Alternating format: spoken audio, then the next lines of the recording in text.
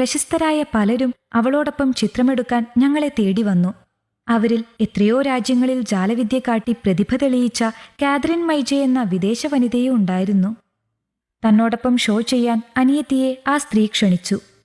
തുടർന്നുള്ള ഞങ്ങളുടെ ജീവിതം സ്വപ്നതുല്യമായ ഒരു മായാജാലം തന്നെയായിരുന്നു.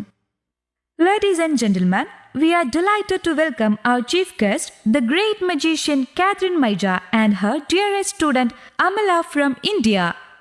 ചടങ്ങ് തുടങ്ങി. വെളുത്ത വസ്ത്രത്തിൽ ഒരു കറുത്ത സുന്ദരി ഇംഗ്ലീഷിൽ എന്തൊക്കെയോ പറയുന്നുണ്ട്.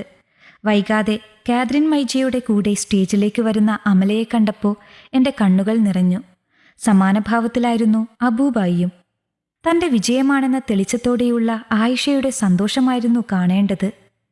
മുന്നിലെ വലിയ സ്ക്രീനിൽ തെളിഞ്ഞ അനിയത്തിയുടെ കണ്ണുകളിൽ ഞങ്ങളുമുണ്ടെന്നത് വ്യക്തമാണ്. അല്ലായിരുന്നുവെങ്കിൽ ആ ചെറുമിഴികൾ അങ്ങനെ നിറഞ്ഞിരിക്കില്ലല്ലോ.